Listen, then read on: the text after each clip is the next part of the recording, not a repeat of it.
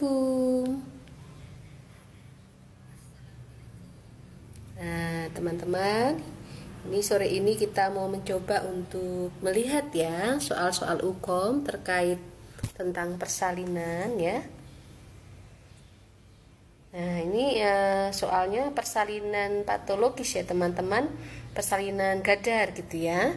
Oke. Jadi kita punya kasus seorang perempuan 18 tahun, G1 P0A0, hamilnya 36 minggu ya, dirujuk ke rumah sakit atas diagnosa infartu kelas 1 fase aktif dengan PEB dan persalinan prematur ya. Hasil pemeriksaan KU-nya sedang ya. Kesadarannya kompos mentis ya, tekanan darah 170/103 mm Hg.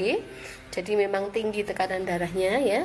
Nadinya 92 kali per menit, kemudian pernapasan 26 kali per menit, saturasi oksigennya 90%, suhunya 36,4 derajat Celcius, TFU-nya 24 cm. Untuk DCC 170, mulai mendekati kawat janin ya. Kontraksi 3 kali dalam 10 menit dengan durasinya 45 detik ya. Kemudian ini hasil pemeriksaan selanjutnya, didapatkan ketuban utuh ya. Ketubannya utuh, pembukaan serviks 1 cm, kemudian bagian terbawah setinggi HOT 1 ya, tidak teraba bagian lain selain kepala ya. Setelah diberikan MG-14 dosis awal 4 gram bolus ya, karena tadi disinyalir ibunya ini masuk ke preeklamsia ya. Saat ini ibu mengalami penurunan ya, penurunan respirasi rate ya, tanda-tanda pernapasannya menurun ya, yang harusnya frekuensi napasnya minimal 12 kali per menit, ini mencapai turunnya menjadi 10 kali per menit ya. Aliran urinnya berhenti ya. Nah, kalau kita lihat di situ ya, ada suatu masalah, kita agak kompleks ya ini ya. Jadi ibunya ini hamil gitu ya, infartu kelas 1 fase aktif ya, PEB ya, dan ancaman persalinan prematur gitu ya. Kemudian setelah diberikan anti kejang, anti konvulsan menggunakan MG-ISO 4 ya, ternyata ada tanda-tanda keracunan, di mana pernapasan dari 12 menjadi 10, kemudian produksi urin juga menurun ya. Kalau kita lihat di sini juga bahwa kita ingat kalau MG-ISO 4 atau magnesium sulfat itu bekerja dengan menurunkan kekuatan tonus otot gitu ya, dan menurunkan sensitivitas saraf gitu ya, sehingga otomatis ototnya terganggu, sarafnya juga terganggu. Kalau kita bicara pernapasan juga pasti menggunakan otot dan saraf ya. Kita bicara fungsi ginjal, diuresis di ginjal juga menggunakan otot dan saraf ya. Sehingga pertanyaannya, bagaimanakah penata laksanaan yang paling awal yang sebaiknya dilakukan pada kasus tersebut ya? Apakah diberikan infus, ringan laktat dengan tetesan cepat? Apakah injeksi MG-ISO 4 5 gram secara IM? Apakah injeksi MG-ISO 4 2 gram secara bolus? Ataukah induksi oksitosin 8 tetes per menit? Atau injeksi kalsikus glukonas 10% sejumlah 1 gram dosisnya ya? Nah, monggo teman-teman mencoba menganalisa ya, kira-kira ini apa nih pilihan jawaban terbaiknya ya? Kak, ini kita bahas nanti ya.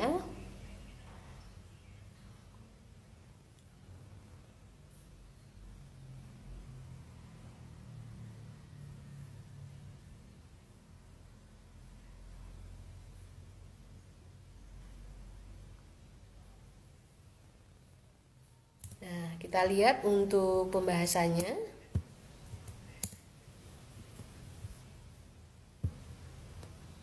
Ya, ini teman-teman ya. Ternyata kunci jawabannya adalah injeksi kalsikus glukonas 10% dengan dosisnya 1 gram ya. Kenapa itu pilihannya gitu ya? Karena kalau kita memilih infus rel tetesan cepat ya, ini hati-hati ya, karena berhentinya produksi urin menandakan kelemahan fungsi ginjal. Tadi kita ingat bahwa magnesium sulfat atau MG-ISO 4 melemahkan otot dan persarafan pada ginjal dan sistem perkemihan yang lain ya. Nah, Kalau dia ternyata produksi urinnya berhenti, kita berikan infus tetesan cepat, maka akan memperburuk permasalahan diuresis pada pasien kita ini, sehingga dikhawatirkan bertambah banyak cairan yang bertumpuk-tumpuk ya, takutnya nanti ada udim cerebral ya, ada juga udim yang pulmonal ya teman-teman. Nah, selamat datang teman-teman yang baru bergabung ya. Kita sedang belajar untuk soal uji kompetensi kebidanan ya. Terutama nanti kita ada di materi persalinan patologis ya, atau persalinan gadar gitu ya. Oke, nah tadi kita bicara ada pasien PEB, kemudian diberikan MG-SO4, ternyata ada tanda keracunan, frekuensi napas menurun di bawah 12 ya, tadi 10 kali ya frekuensi napasnya.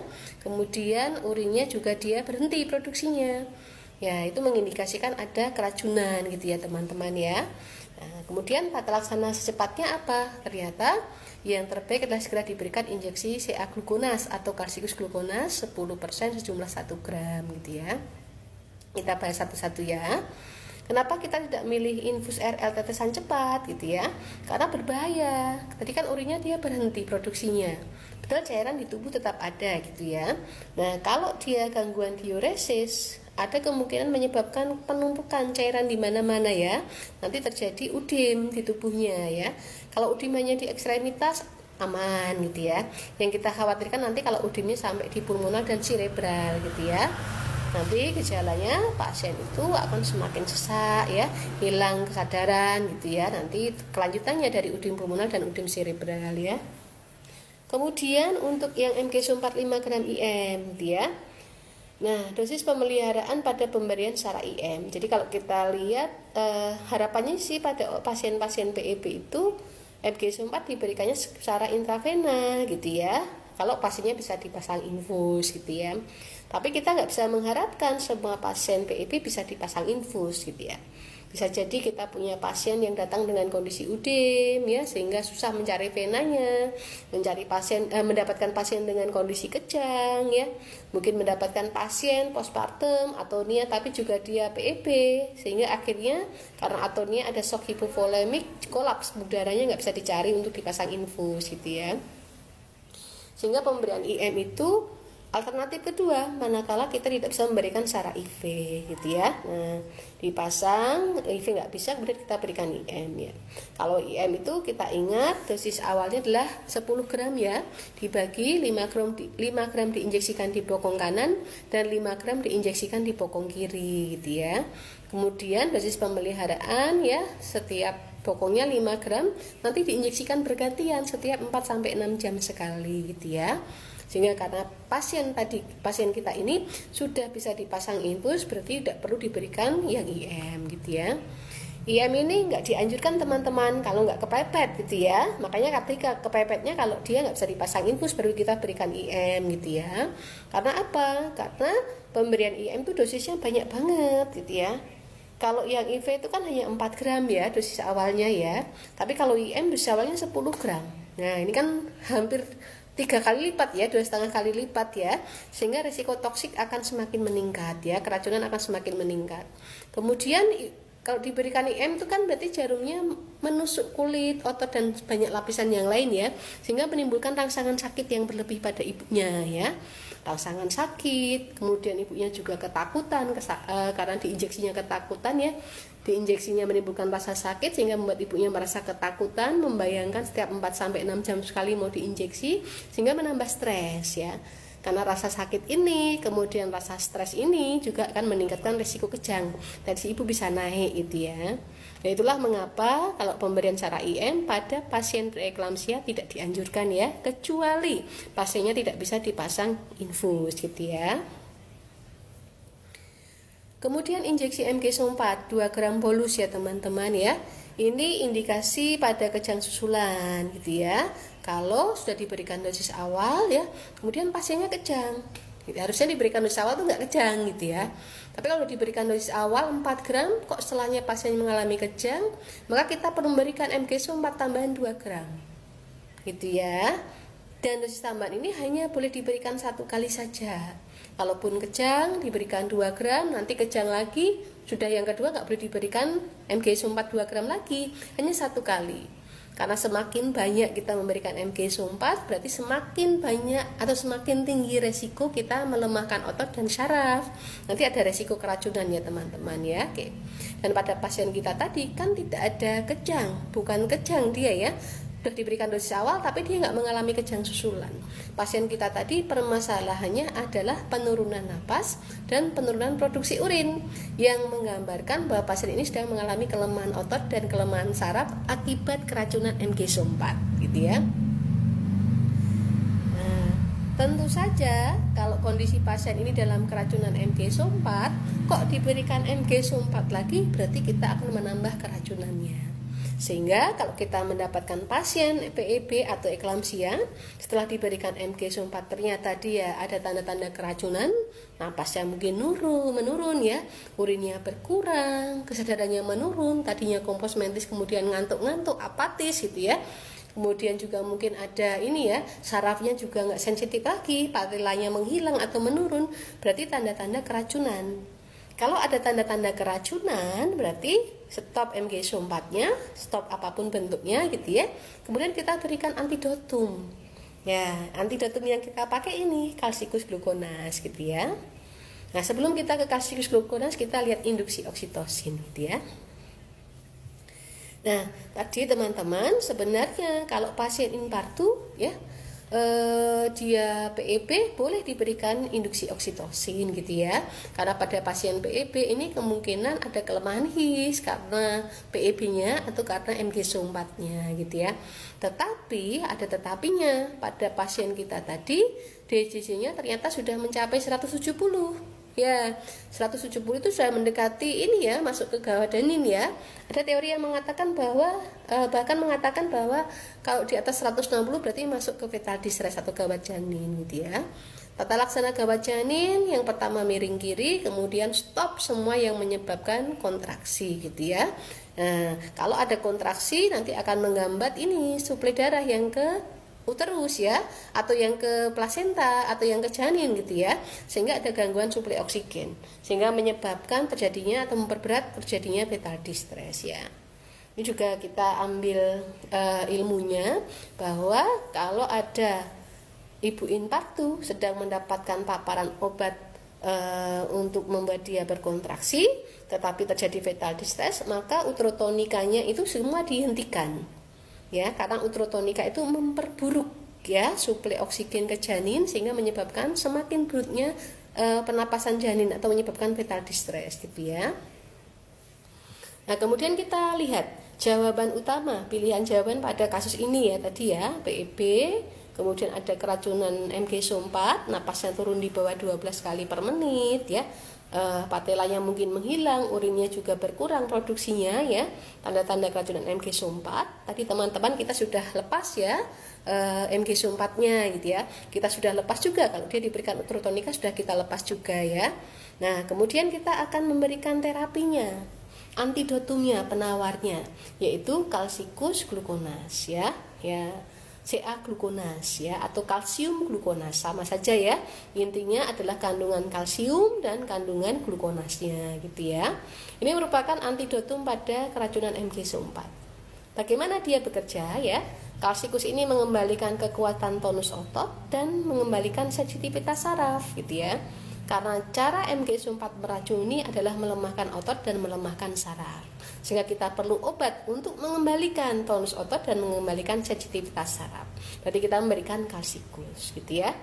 Nah, glukonasnya, bagaimana cara kerja glukonasnya? Glukonasnya adalah dengan mengikat MgSO4 yang tersisa di tubuh kita, tersisa di tubuh ibu gitu ya. Jadi dampak keracunannya dipulihkan, kelemahan tonus otot, kelemahan sarafnya dipulihkan, tetapi obat yang menyebabkan dia keracunan diikat sehingga nggak bisa menimbulkan keracunan lebih lanjut gitu ya. Itulah mengapa kita menggunakannya Calcicus gluconas ya.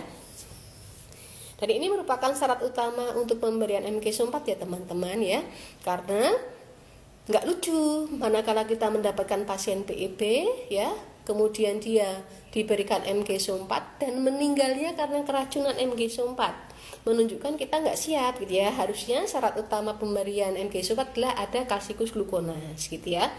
Maka kalau kita akan memberikan MgSO4 wajib ada kalsikus glukonas gitu ya. Oke. Kalsikus glukonasnya yang kita pakai ini bisa pakai kepekatan atau konsentrasi antara 10 sampai 20%. Teman-teman monggo mau pakai 10 atau 20 boleh gitu ya. Dosisnya 1 gram. Tentu kalau 10% pasti lebih banyak dari yang 20% ya untuk cc-nya ya.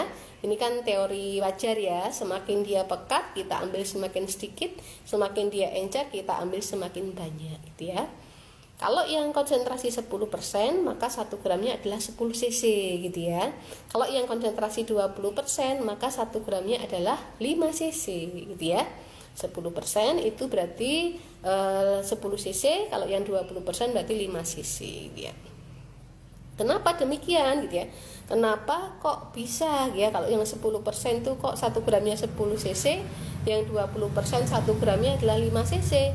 Karena ada rumusnya teman-teman gitu ya.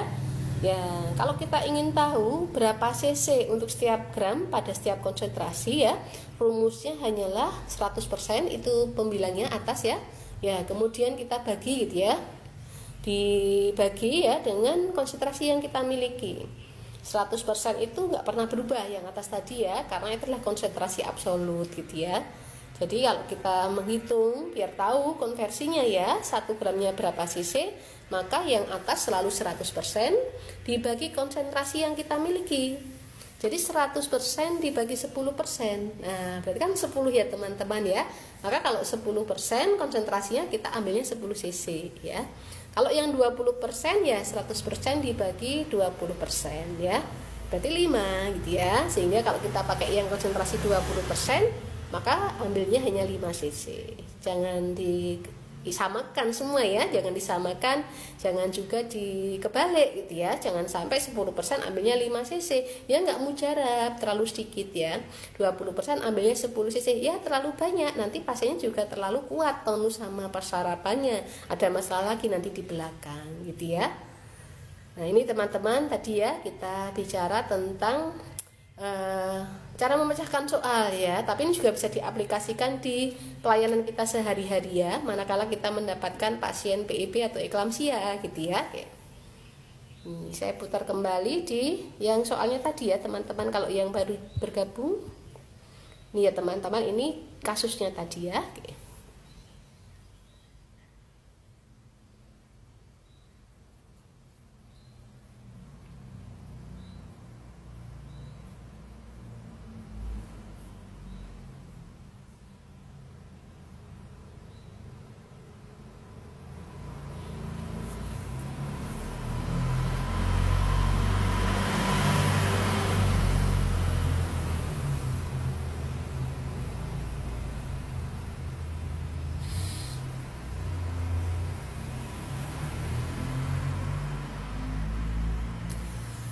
Oke teman-teman ya, kita selesai di kasus yang pertama ya, kasus PIP atau eklamsia dengan toksisitas MgSO4 ya.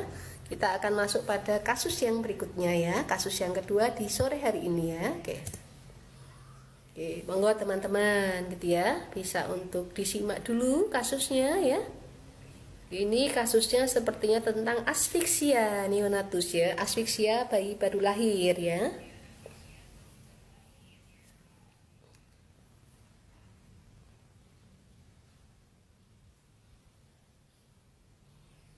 Nah ini kalau kita lihat ya, ini ada seorang bayi laki-laki ya, lahir 1 detik yang lalu di rumah sakit, baru 1 detik ya, sehingga ini penilaian cepat pasca lahirnya bayi ya. Tidak bernapas spontan dan kulit berwarna kebiruan gitu ya. Gak bernapas spontan, kulit berwarna kebiruan, pasti asfiksia ya. Ditambah lagi yang memberatkan ada terdapat mekonium pada jalan nafas gitu ya. Nah ini perkiraan berat badannya 1900 gram ya. Bayi sudah dibawa ke meja resusitasi, sudah dilakukan penanganan awal dari hangatkan, atur posisi ya, pastikan nggak ada lendir ya, keringkan rangsang taktil, evaluasi, namun belum bernapas spontan. Sehingga langkah kita selanjutnya tentu melakukan VTP, ventilasi tekanan positif, menggunakan bagging ya. Oke. Nah, bagaimanakah persiapan alat yang tepat untuk kasus tersebut ya? Apakah kita menggunakan nasal kanul ya? Apakah menggunakan kateter hisap yang ada selangnya itu ya? Apakah menggunakan sungkup atau masker nomor 0? Apakah menggunakan oksigen tabung? Apakah kita menggunakan bantal bahu dengan ketebalan 1 sampai 2 cm ya? Silakan teman-teman mencoba menganalisa dulu gitu ya. Nah, pilihannya aman lagi ya. Jawaban yang mana nih yang paling dipilih teman-teman gitu ya?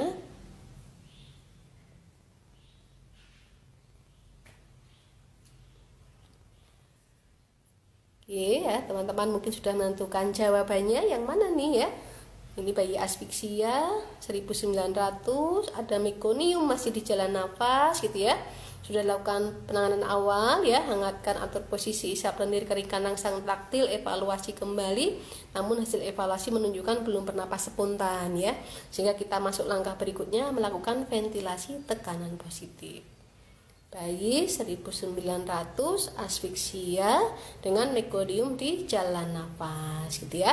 Kita lihat ya untuk langkah selanjutnya apa nih tindakan yang paling tepat ya, atau persiapan alat ya, mohon maaf ini persiapan alat yang ditanyakan ya. Oke. Nah ternyata pilihan jawabannya C ya teman-teman, pemilihan sungkup atau masker nomor 0 gitu ya. Kenapa nomor 0? Nanti kita lihat ya. Kenapa nggak nasal kanul atau yang lainnya gitu ya. Oke, teman-teman mungkin bisa sambil baca dulu untuk penjelasan masing-masing pilihan jawabannya tadi ya. Oke.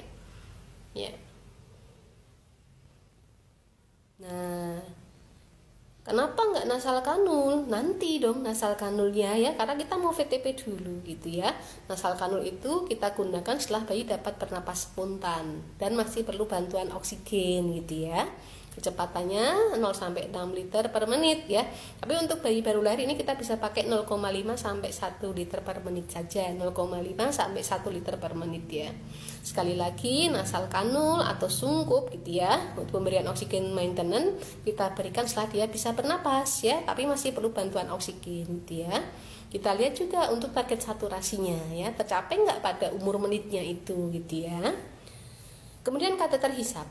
Ya, kateter hisap itu yang ada selangnya ya teman-teman, keras ya itu ya teksturnya gitu ya, keras teksturnya ya, karena dia keras tekstur sehingga dia bisa dipakai untuk menghisap mekonium dan hanya dipakai untuk menghisap yang ada mekoniumnya gitu ya. Jadi yang kateter hisap itu atau kateter selang itu nggak boleh dipakai kalau kita menemukan bayi asfiksia tapi tanpa mekonium gitu ya. Karena apa? Karena dia terlalu tajam, terlalu keras, nanti bisa mencederai saraf vagal yang ada di tenggorokan gitu ya. Kalau saraf vagalnya tercederai gitu ya, menyebabkan dia terjadi takikardi, peningkatan denyut jantung pada bayi. Akhirnya nanti jantungnya lelah sehingga nanti gagal nafas gitu ya takutnya ya. Sehingga kateter hisap itu hanya dipakai kalau kita mendapatkan asfiksia dengan ada mekonium jalan nafas. Dan kalau ada mekonium jalan nafas nggak bisa dipakai sedot dengan kateter yang lain, dengan alat hisap yang lain, harus pakai kateter itu karena mekonium itu kan kental gitu ya, sehingga perlu bantuan alat yang kuat ya gitu ya. Oke, kemudian kalau sungkup nomor 0 ya, sungkup nomor 0 ya, sungkup nomor 0 ini kita pakai untuk BBLR ya, karena dia kecil ya. Kalau BBLR itu kan ukuran mukanya juga kecil ya. Kalau nomor 1 untuk yang bayi berat normal, nomor 2 untuk makrosomia atau ukuran muka besar gitu ya.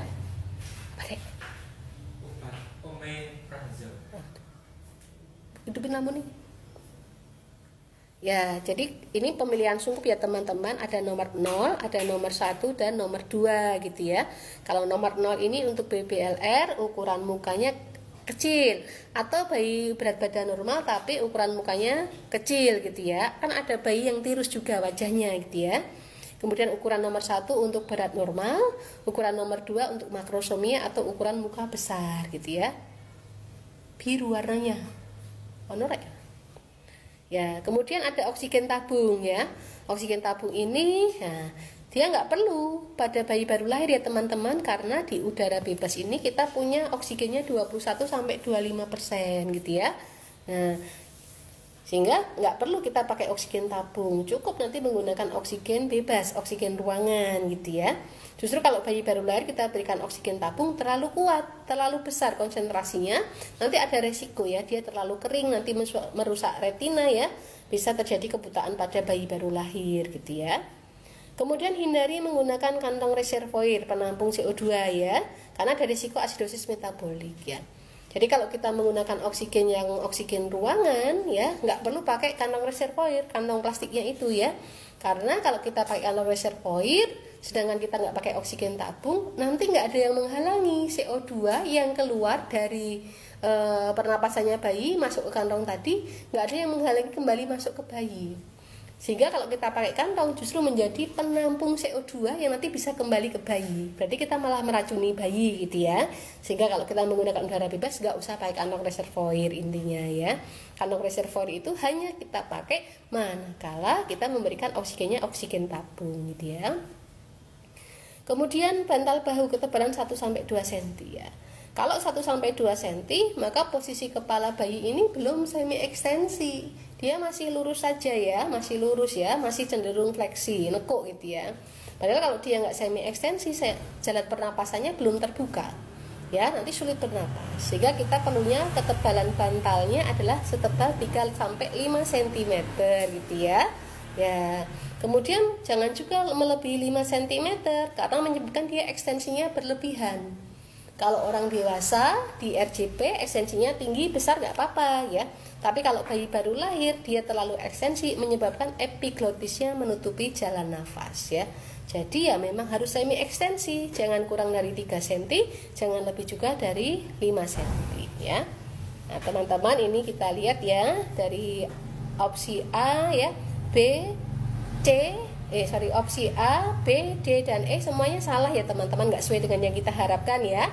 Maka yang paling tepat untuk kasus bayi baru lahir 1900 asfiksia dengan mekonium, yang paling tepat adalah yang C, menggunakan sungkup nomor 0 ya. Demikian teman-teman untuk 2 soal di sore hari ini ya. Semoga besok kita bisa bertemu lagi di soal-soal yang berikutnya. Terima kasih. Wassalamualaikum warahmatullahi wabarakatuh.